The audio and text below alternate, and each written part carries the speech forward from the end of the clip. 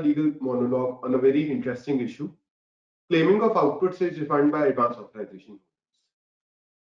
Uh, so this interplay of FTP with GST and earlier with excise law has always been a very interesting topic. Recently, this has picked up pace with the decision of Gujarat High Court in the case of Cosmos Films and subsequent issue notices issued by DRI on the issue. In fact, in today's ET, we had an article which shared that DRI has been reaching out to several exporters on this very issue of whether they have claimed dual benefit or they have not claimed dual benefit. So in this monologue, we'll be discussing the legal background of the issue, just to understand, take you step by step of what happened in the GST law, the Gujarat High Court decision, our take on the issue and way forward, and in the end, we'll be discussing live question and answers from the audience. So moving to the legal background of the issue. So it's important to understand how this issue emerged. So unlike excise law under GST, when GST was introduced in June 2017, they planned that there will be BCT exemption in case of advance authorization. However, there will be no IGST exemption on the issue. Therefore, advance authorization holders will need to pay IGST on imported goods. They need to pay GST on domestic procurements. And when they export the goods, they have two options. Either they pay GST and claim refund, or they claim an input stage refund of IGST paid on imported goods as well as on domestic supply. Now, what happened with this is, this scheme was, when it was initially introduced, in the beginning, there was a lot of hue and cry that the GST refunds were not being getting dispersed. In addition to that, another problem came was of working capital, that because GST had to be paid at input stage, the advance authorization holder did not have any option. He necessarily had to pay GST at input stage, export the goods on payment of tax, and then he was waiting for it. In light of that, several representation went to the government and they accepted the recommendations. They said first option, refund being available initially. So they said on 13th October 2017, they gave an option to the advance authorization holder that if you want, you can claim exemption of IGST under advance authorization. So in this case, the advance authorization holder would have an option not to pay IGST at procurement stage. Therefore, at input he'll only be suffering a duty of 30 rupees, and therefore he can export the goods. However, if you now see this example, what would happen is that even though he is not paying IGST at 50 rupees, that is, in this period, he'll not be paying IGST of 50 rupees on imports. He still has an option to claim refund of 100 rupees, even though his input is rupees 30. In other words, he can encash his accumulated credit which is there even without this transaction. In order to correct this thing, the government, they proposed that they brought in an amendment in January 23, 2018, and they made it retrospective only. They said that if you are not paying IGST on imports, you cannot claim refund of GST. What you can do is you can claim input stage. However, the drafting of the government, because it was not proper, while the intent was this never came down in the statute book. The statute, if you read it literally, it still allowed an exporter to claim refund of output GST, even if he is not paying GST on imports. This thing went on for some time. The exporters were confused. The law permitted refund at output stage, even though with a simultaneous exemption at input stage. In order to correct this, they then introduced another amendment, which was again made retrospective. So I'll just take a step back. On 23rd January, they introduced an amendment from 23rd October. Because it was not clear, they introduced another amendment on 4th September, again making it retrospective. And in this amendment, then, they clearly stated that if you are not paying IGST on imports, you cannot claim refund. So on 4th September, the exporters were very much in a fix. They were confused that how can the government for past period also take a benefit away from them. Several representations were again made. Fortunately for exporters, the government was paying attention to this and they were quite proactive. So on 9th October 2018, government thought that it has enough litigations which are there under GST. It would err in the favor of the exporters for the past period. So they said for the past period, that is between October 23, 2017 and October 9, 2018, they effectively they said that the effect of notification issued on September 2018 is not applicable. The refund would be available for this intervening period. So they said even if you have not paid IGST, you will be eligible for refund. They issued a circular also to clarify that the refund would be available. They said for future will not be allowing the refund. So post October 9, 2018, they said will not allow refund if you have claimed exemption of IGST at input stage. For past period, you can claim both the benefits. You can claim exemption of IGST also, and you can claim refund. So to summarize this multiple amendments that have come, just for everyone's clarity, I'll summarize them.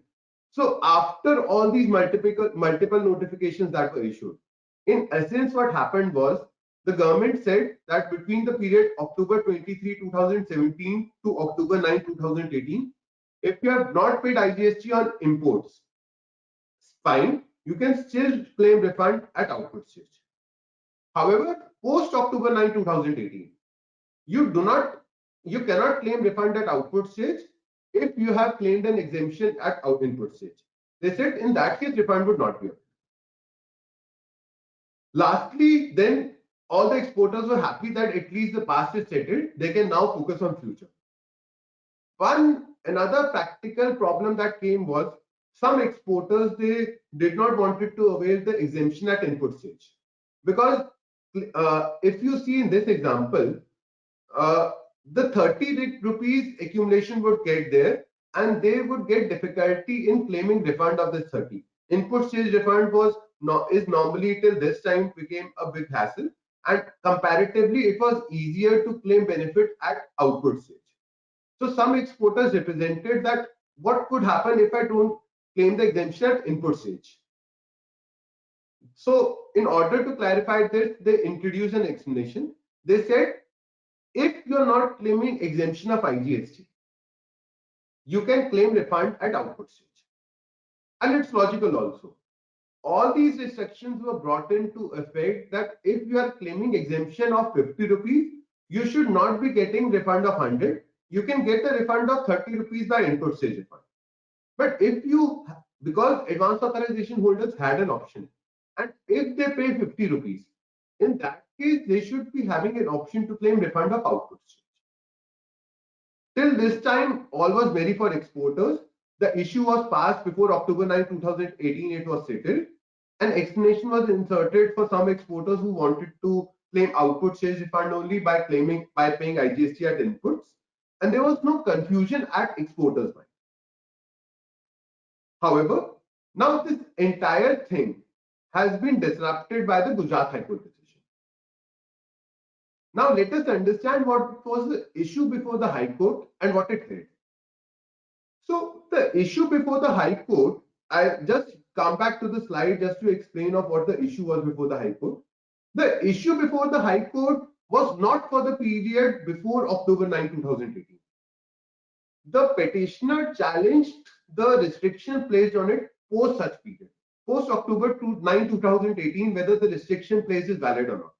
Because the government had clarified, the exporters had a view that for the intervening period, the restriction, there is no restriction. For post period, there is restriction. So the petitioner wanted to challenge this restriction. The Gujarat High Court, neither the petitioner nor the department anywhere contended that this amendment should be made retrospective.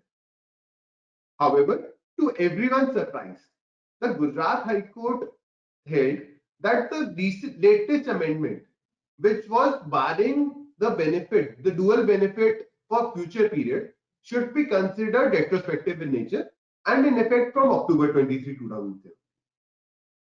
Again, I repeat that this was never the question before the High Court. The question before the High Court was that whether this amendment is valid for prospective period. However, they held that being valid for the prospective period, it would even be considered retrospective in nature. Why did they hold so? They relied upon the explanation which we discussed was inserted, which said that if you are not claiming IGST exemption, you can claim refund. And such explanation was introduced from October 23, 2007.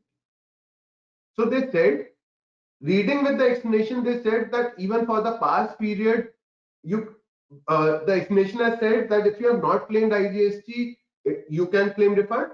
So if you have claimed IGST exemption, you cannot claim refund. And they lastly held that if any output stage refund has been claimed by the taxpayers, they should refund it with interest and claim ITC. So this so after this judgment, what has now culminated is that DRI and DGGI have started issuing notices to exporters to pay back such customs duty or output stage IGST respectively. DRI is demanding custom duty from importers. DGGI in very rare cases is demanding output IGST. But in majority cases, the DRI notices is being issued for customs duty component. So now we'll move to our take on the issue and way forward what the exporters can do in this case. Firstly, in our view, the notification is definitely prospective in nature. The High Court has went beyond the question which was put forth it and held that it is retrospective in nature. And why do we say that it is prospective in nature is that the High Court was never put forth before the High Court to realize that the notification number 53/2008 was actually issued to nullify the effect of retrospective. So if the government itself is saying that a particular amendment is not retrospective and making it prospective, it is taking specific steps for this effect. The notification, a prospective notification, should not be read as retrospective. And reading it retrospective, they have made the notification number 53 completely redundant. Next, even the CBIC's own circular, para 3.2 of the said circular has specifically clarified that till October 9, 2018, IGST refund would be available even if advance authorization benefit has been paid. So after this circular, not considering this circular, they have held it to be retrospective. So in our view, this is incorrect. Lastly, we agree with the government's point that post such date, the amendment or the notification was valid, and that they have the power to decide that it is valid and it is not, it need not be struck down or read down upon. So that we believe that post such period, the dual benefit could not happen. Now discussing the way forward for the exporters who are getting notices from DRI. Firstly, in our view, if the notice pertains to period till October 8, 2018, you should definitely litigate the issue. You should point out that the circular specifically case that for past period both the benefits are available. The government had taken a conscious call. These points were not put forth before the Gujarat High Court, and therefore the judgment is expected to be distinguished either by the other high courts, or it may be overturned by the Honorable Supreme Court. Secondly, for the period post October 9, 2018, or in some cases even for the prior period, if the exporters have taken dual benefit, they should undertake detailed computations, because as a course correction, exporters have an option. They have both the options. They can pay IGST and imports that will regularize the refund claim at output stage. Alternatively, they may pay back the refund at output stage, and that would regularize. They may return the refund received at output stage, and that would regularize the imports made without payment of duty. So basis the computations or whether they have an opportunity to utilize the amount in future, detailed computations need to be undertaken and they need to evaluate future course of action. Thirdly, exporters should also file representations before CBIC, seeking clarifications and direction to DRI that even after this judgment, the notices should not be issued. There have been cases wherein the CBIC, even after a case has clarified that it should be having a limited applicability in such cases. So the exporters should file a representation with CBIC highlighting that basis the circular, they should direct their officers not to take coercive action and not to issue show cause notice. Lastly, in case the notices are being issued, the exporters should give a detailed reply to such notices, giving the reasons that number one, for the past period, there is no violation because the notification should be read prospective only. Secondly, even otherwise, they should point out in their replies that the DRI does not have any authority to issue a notice in this case because there is no violation under the customs law. Violation, if any, they need to see from the output stage. So this might also be taken as a legal ground in the submissions. Of course, after undertaking detailed calculations, such ground should be taken, but this is one ground which may be taken by the taxpayer. Another ground which would be an important ground from customs perspective is that under customs, a novel period of limitation is 2 years. And considering the COVID effect, the extensions effective, till October 2018, the 2 years time period will expire in December 2020. So after that, the issue would be time barred beyond the normal period of limitation. And this point can also be pointed out by the exporters in their submissions. Thank you, everyone. Thank you for your time.